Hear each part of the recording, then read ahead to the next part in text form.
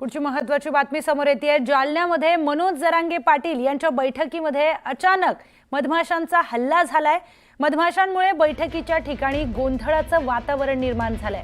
बैठकीला आलेल्या अनेकांना या मधमाशांनी चावा घेतला, तर मनोज जरांगे पाटील यांना तात्काळ समन्वयकांनी बाहेर काढले। अचानक जालना जिल्ह्यामध्ये मनोज जरांगे पाटील यांची बैठक सुरू होती आणि त्यामध्ये मधमाशांचा अचानकपणे हल्ला झालाय। या मधमाशांमुळे बैठकीच्या ठिकाणी एकंदरीत गोंधळाचं वातावरण निर्माण झाल्याचं चित्र दिसून येत आहे। थेट जाऊयात प्रतिनिधी आपले रवी जयस्वाल यांच्याकडे।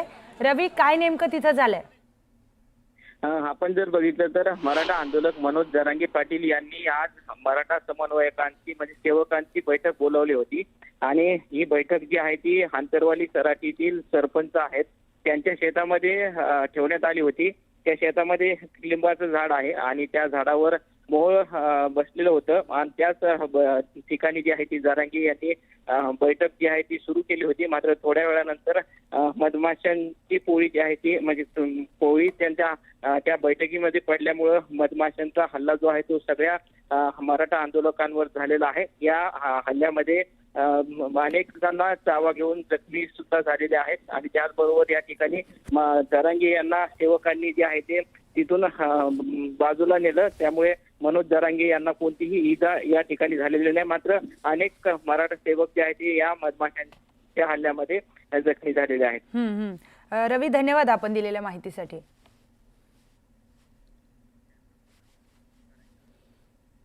पुढची महत्त्वाची बातमी पाहूयात। लातूरच्या निलंगा तालुक्यामधील उस्तुरी या आणि गावामध्ये आणि आजूबाजूच्या परिसरामध्ये रात्री मुसळधार पाऊस कोसळलाय।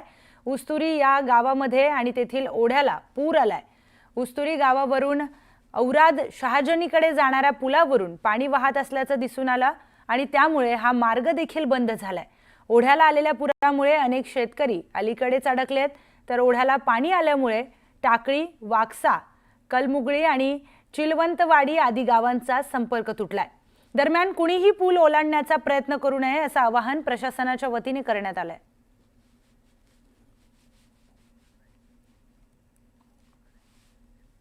तर सोलापूरच्या मोहोळमध्ये पावसामुळे शेतकरी संकटात सापडलाय। कांद्याचं पीक शेतकऱ्यांच्या डोळ्यासमोर वाहून गेलंय। 1 हेक्टरवरील कांद्याचं पीक पाण्याखाली गेलंय, त्यामुळे कांदा उत्पादक शेतकरी हा संकटात सापडलाय। अद्यापही तालुका प्रशासनाकडून पंचनामे न झाल्याने शेतकऱ्यांनी नाराजी व्यक्त केली। याचाच आढावा घेतलाय आमचे प्रतिनिधी प्रीतम पंडित यांनी।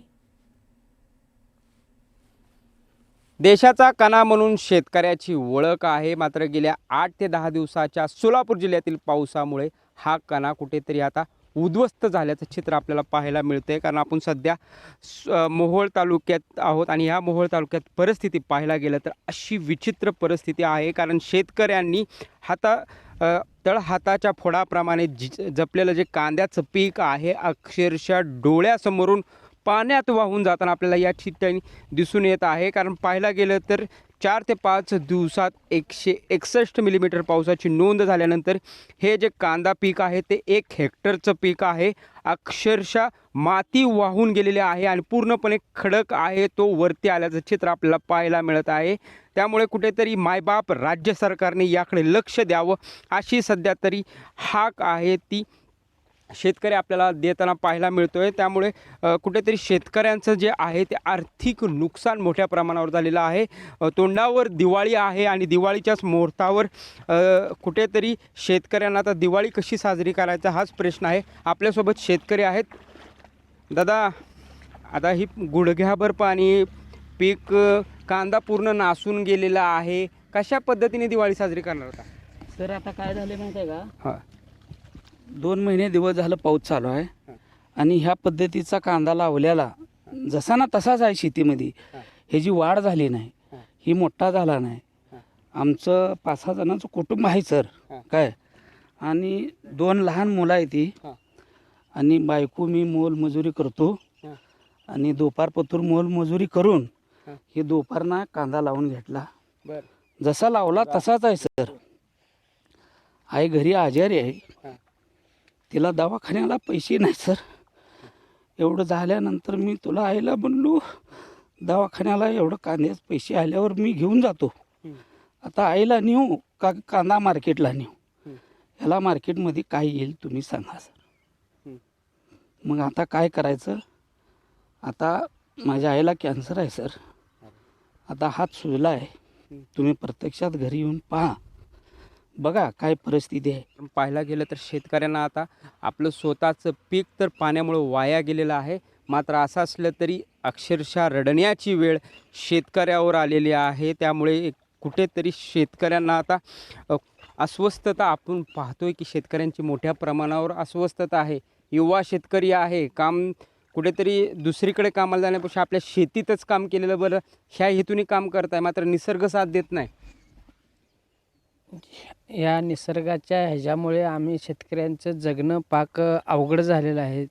जेणेकरून शेतकऱ्याकडं काहीतरी सरकारने ह्या लक्ष दिलं पाहिजे की बाबा शेतकरी कसा तर जगला पाहिजे. ह्या कारणाने सणसुद्धा सध्या ज्याला तोंडावर आलेला आहे. आमचे लेकरं बाळं जे आहे ते आमच्याकडे वाट बघत असते. ते आम्ही त्या आशेने काहीतरी शेतामध्ये कांदा करू, ऊस करू असे पिकं करतो. पण या ठिकाणी शेतकऱ्यांना पाकच निसर्गाने असं जी जोडपून काढलं आहे की शेतकरी पाक मातीत चालला आहे. जेणेकरून शेतकऱ्याकडे सरकारने थोडंफार तर लक्ष द्यावं अशी आमची कळकळीची विनंती आहे. शेताच्या बांधावर येऊन शेतकऱ्यांची व्यथा जाणून घेण्याची वेळ आता निर्माण झालेली आहे. कारण प्रत्येक कुटुंबाची हीच परिस्थिती आहे.